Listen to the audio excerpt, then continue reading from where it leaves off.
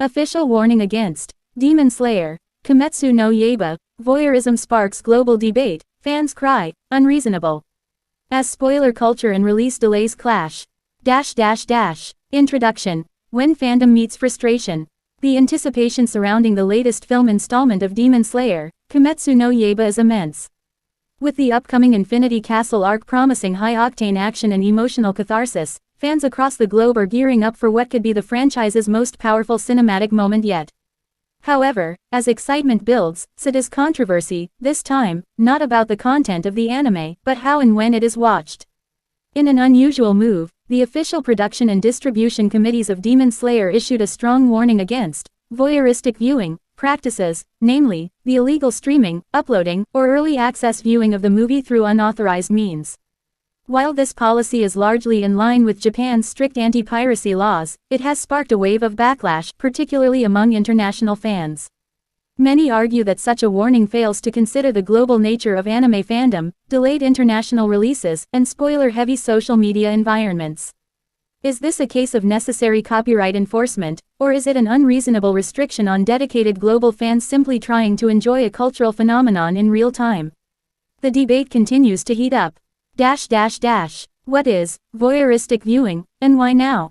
The term voyeurism, in Japanese though commonly associated with more nefarious acts, has been repurposed by the anime industry in this context to mean unauthorized or early viewing, via leaks, pirated sites, or unlicensed screening services.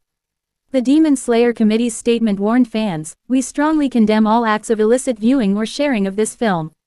Such behavior robs the creators, staff, and legitimate audiences of the proper experience."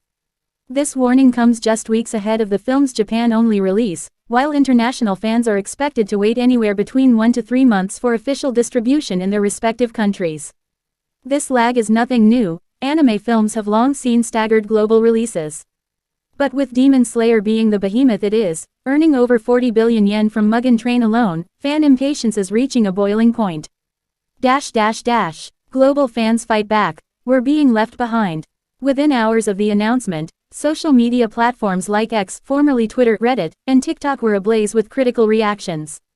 The hashtag #LetUsWatch trended in multiple countries, with fans voicing their frustration over being punished simply because of geography. "I'm not pirating out of disrespect," wrote one Redditor.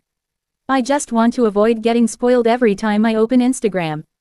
Give us a global release, and this won't happen." Many users also pointed out the double standard. Spoilers are allowed to circulate widely in Japanese media mere hours after release, often shared in newspapers and TV segments. International audiences, however, are expected to dodge them for weeks or months.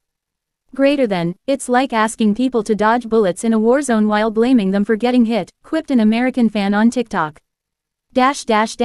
Spoiler culture. A new enemy emerges. In the age of constant connectivity, spoilers have become an unavoidable part of pop culture. Entire scenes, deaths, and plot twists are dissected online mere minutes after premieres in Japan. For fans overseas, this means a ticking time bomb from the moment the Japanese release happens. The Demon Slayer franchise, especially with its emotionally charged storytelling, is particularly vulnerable. Key character fates and battle outcomes become social media fodder.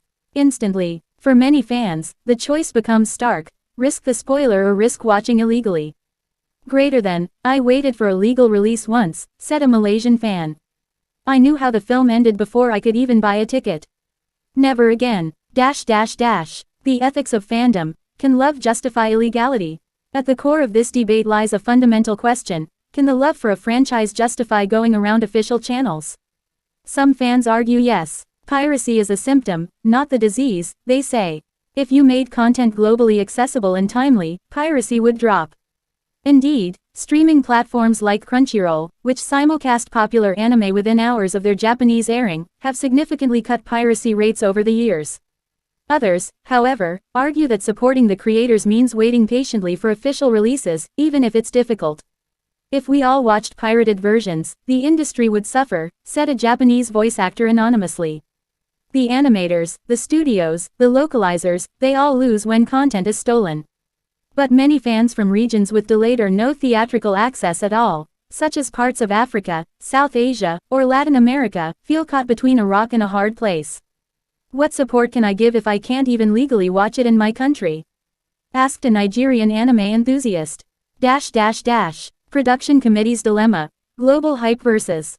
Legal Boundaries. The production committee of Demon Slayer, led by Ufotable, Aniplex, and Shueisha, has so far stood firm in its stance.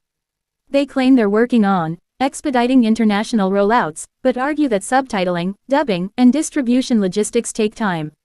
However, industry insiders suggest that with the franchise's global popularity, these delays are more a result of outdated business models than practical limitations. They know people want it, said an anonymous anime distributor. They just haven't modernized the system yet. Until they do, piracy will thrive.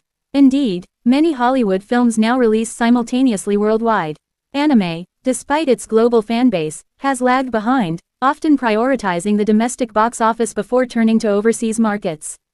The role of streaming giants, Crunchyroll, Netflix, and others in the spotlight.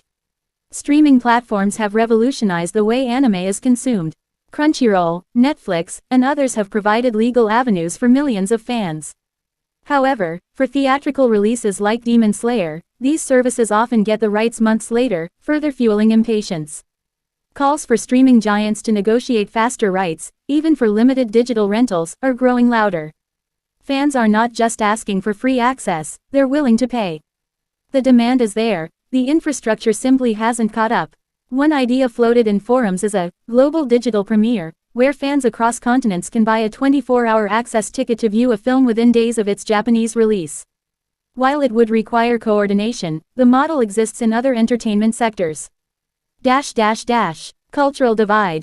Japan's media values versus global viewership demands. There is also a cultural dimension to the disagreement.